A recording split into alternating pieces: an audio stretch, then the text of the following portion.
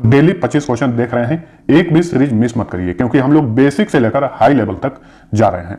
अगर इस सीरीज को पूरा देख लेते हैं तो काफी बेनिफिट मिलेगा आपको। हमारा मास्टर पीडीएफ है, उसमें बहुत सारे सब्जेक्ट कवर किए गए हैं। उसी मास्टर पीडीएफ से मैं डेली 25 क्वेश्चन कवर करा रहा हूं।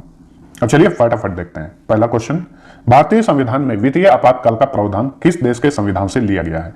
तो इस तरह के क्वेश्चन वेरी इंपॉर्टेंट होते हैं। भारतीय संविधान जो बना है बहुत सारे देशों से कंटेंट लेकर बनाया गया है, ठीक है। और इस तरह के क्वेश्चन आप सभी को पता है कि बार बार पूछा जाता है। तो बताइए, वित्तीय आपातकाल का प्रावधान किस देश के संविधान से लिया गया है? सही उत्तर बताइए। हर क्वेश्चन के लिए 2 सेकंड का टाइम दे रहा हूं।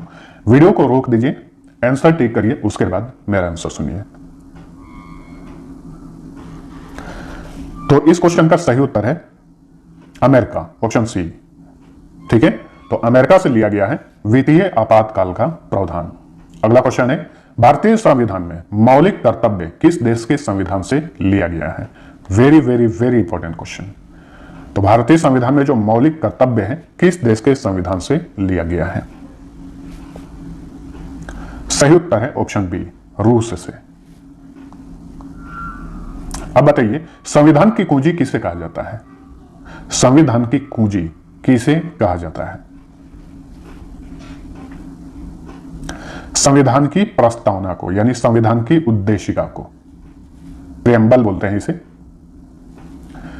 कि संविधान संशोधन अधिनियम के तहत संविधान में, यानी भारतीय संविधान में समाजवादी, पंथ निरपेक्ष और राष्ट्र की अखंडता शब्द जोड़े गए।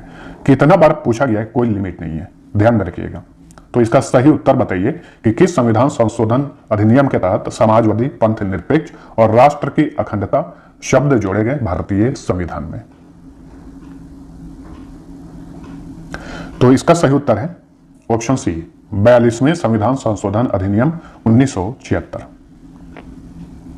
मौलिक अधिकार, संविधान की सर्वोच्चता तथा न्यायपालिका की स्वतंत्रता किस देश के संविधान से लिया गया है? बताइए, मौलिक अधिकार, संविधान की सर्वोच्चता तथा न्यायपालिका की स्वतंत्रता किस देश के संविधान से लिया गया है? सही उत्तर है ऑप्शन ए, अमेरिका से। आज मैं वीडियो के लाइक का टारगेट रखता हूं 2500, तो जल्दी से जल्दी 2500 लाइक कर दीजिए, ताकि मैं जल्दी से पार्ट 4 लेकर आ जाऊं। और आपके डिवाइस में जितने भी एजुकेशनल ग्रुप हैं उसमें शेयर जरूर करना। उम्मीद करता हूं कि आप लोग शेयर जरूर करेंगे।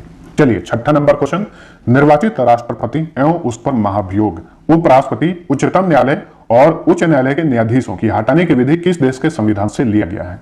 तो देखिए, देखने में तो ये एक ही क्वेश्चन है, लेकिन इसमें कितने सारे आपके क्वेश्चन कवर हो रहे हैं। मैं जानबूझकर इस तरह का क्वेश्चन बनाया हूं ताकि शॉर्टकट में आपका ज्यादा से ज्यादा नॉलेज इंप्रूव हो सके। तो राष्ट्रपति और उस पर महाभियोग, उपराष्ट्रपति, उच्चतम एवं उच्च न्यायालय के न्यायाधीशों के हटाने की विधि किस देश के संविधान से लिया गया है? फटाफट बताइए। सही उत्तर है option A, America. Next, Bharat में संसदीय शासन प्रणाली तथा एकल नागरिकता का प्रावधान किस देश के संविधान से लिया गया है? बताइए। तो भारत में संसदीय शासन प्रणाली तथा एकल नागरिकता ये लिया गया है ब्रिटेन से। भारतीय संविधान में नीति निर्देशक सिद्धांत किस देश के संविधान से लिया गया है?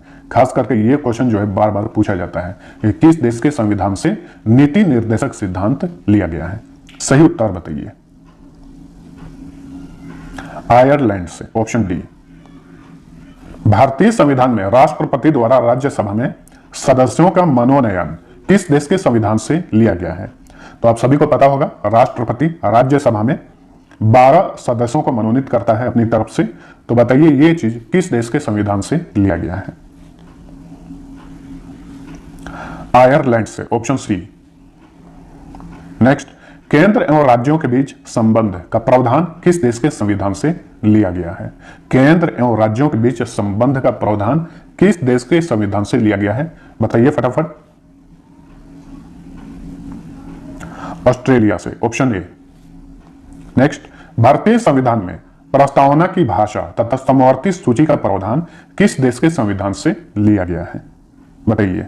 सही से क्वेश्चन पढ़िए और आंसर टिक करिए। सही उत्तर है ऑप्शन डी, ऑस्ट्रेलिया से लिया गया है। आपातकाल के दौरान राष्ट्रपति को मौलिक अधिकार संबंधी शक्तियों का प्रावधान किस देश के संविधान से लिया गया है? अच्छे से क्वेश्चन पढ़िए और टिक करिए। तो सही उत्तर है ऑप्शन बी, जर्मनी। नेक्स्ट, भारतीय संविधान का प्रस्तावना यानी उद्देशिका या फिर प्रेम्बल किसने प्रस्तुत किया था? तो बताइए, भारतीय संविधान का प्रस्तावना किसने प्रस्तुत किया था? पंडित जवाहरलाल नेहरू ने, ऑप्शन बी। संघ व राज्यों के बीच शक्तियों का विभाजन, ये आपको ध्यान में रखना है, शक्तियों का विभाजन का प्रावधान किस देश के संविधान से लिया गया है? ऊपर हम लोग देखें कि केंद्र व राज्यों के बीच संबंध जो है किस देश के संविधान से लिया गया है, तो सही उत्तर ऑस्ट्रेलिया था। लेकिन यहां पे पूछ रहा है कि केंद्र व राज्यों के बीच शक्तियों का विभाजन का प्रावधान किस देश के संविधान से लिया गया है, बताइए। तो इसका सही उत्तर है कनाडा, ऑप्शन सी। अगला क्वेश्चन, भारतीय संविधान में संशोधन प्रक्रिया का प्रावधान किस देश के संविधान से लिया गया है? तो भारतीय संविधान में जो संशोधन किया जाता है समय समय पर, तो वो चीज किस देश के संविधान से लिया गया है? साउथ अफ्रीका यानी दक्षिण अफ्रीका से। संघ व राज्य तथा केंद्र शासित प्रदेशों का उल्लेख किस अनुसूची में मिलता है? अनुसूची को इंग्लिश में शेड्यूल बोलते हैं, बताइए। तो इस क्वेश्चन का सही उत्तर है ऑप्शन डी, पहली अनुसूची में। भारतीय संविधान के किस संशोधन के द्वारा दिल्ली को राष्ट्रीय राजधानी क्षेत्र का दर्जा दिया गया था? बताइए, किस संशोधन के द्वारा दिल्ली को राष्ट्रीय राजधानी क्षेत्र यानी एनसीआर का दर्जा दिया गया था? नेशनल कैपिटल रीजन, एनसीआर का फुल फॉर्म होता है। सही उत्तर है ऑप्शन ए, 69वां 69 संविधान संशोधन 1991। चलिए अगला क्वेश्चन, भारत के विभिन्न पदाधिकारियों जैसे राष्ट्रपति, राज्यपाल, राज्यसभा के सभापति और लोकसभा के अध्यक्ष तथा उपाध्यक्ष के वेतन, भत्ते और पेंशन आदि का उल्लेख किस अनुसूची में किया गया है? बताइए। तो एक क्वेश्चन में इतना सारा डाला हूं, सबको ध्यान में रखिएगा। राष्ट्रपति, राज्यपाल, राज्यसभा का सभापति और लोकसभा का अध्यक्ष तथा उपाध्यक्ष के वेतन, भत्ते और पेंशन आदि का उल्लेख किस अनुसूची यानी शेड्यूल में किया गया है? इस क्वेश्चन का सही उत्तर है ऑप्शन ए, दूसरी अनुसूची में। ठीक है। उच्चतम न्यायालय और उच्च न्यायालय के न्यायाधीश तथा भारत के नियंत्रक महालेखा परीक्षक का वेतन तथा पेंशन का उल्लेख किस अनुसूची में किया गया है? बताइए जल्दी से। तो इसका भी सही उत्तर होगा दूसरी अनुसूची, ऑप्शन बी। चलिए अगला क्वेश्चन है, शहरी क्षेत्रों की स्थानीय स्वशासन संस्थाओं को कार्य करने का उल्लेख किस अनुसूची में मिलता है? तो शहरी क्षेत्रों की स्थानीय स्वशासन संस्थाओं का जो कार्य करने का उल्लेख है वो बताइए किस अनुसूची में मिलता है? 12वीं अनुसूची में। ठीक है, यानी जो नगर पालिका का उल्लेख किया गया है वो 12वीं अनुसूची में नगर पालिका से संबंधित कार्यों का उल्लेख किया गया है। नेक्स्ट, 12वीं अनुसूची में कुल कितने विषय प्रदान किए गए हैं? यानी 12वीं अनुसूची में कुल कितने सब्जेक्ट मौजूद हैं? बताइए। 18 विषय हैं, ऑप्शन डी। नेक्स्ट, भारतीय संविधान में 12वीं अनुसूची को किस संवैधानिक संशोधन के तहत जोड़ा गया था?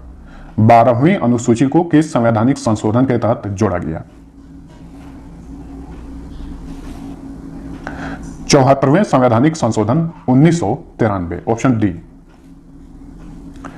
भारतीय संविधान में पंचायती राज संस्थाओं को कार्य करने का उल्लेख किस अनुसूची में मिलता है? अब यहां पे हम बात कर रहे हैं पंचायती राज संस्थाओं के कार्य करने के उल्लेख के बारे में। तो किस अनुसूची में इसका प्रावधान किया गया है?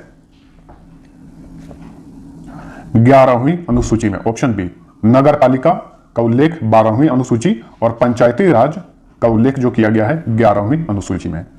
11वीं अनुसूची में कुल कितने विषय प्रदान किए गए हैं? बताइए। 11वीं अनुसूची में कुल कितने विषय प्रदान किए गए हैं? 29 विषय, ऑप्शन सी। अगला क्वेश्चन है, 11वीं अनुसूची को भारतीय संविधान में किस संवैधानिक संशोधन के तहत जोड़ा गया? बताइए। सारे के सारे टॉप क्लास के क्वेश्चन है और यहां से बार बार पूछे जाते हैं, तो बताइए। 73वें संवैधानिक संशोधन 1993 के तहत 11वीं अनुसूची को भारतीय संविधान में जोड़ा गया था। तो फ्रेंड्स 25 क्वेश्चन में अब कितना सही किए हैं नीचे कमेंट करके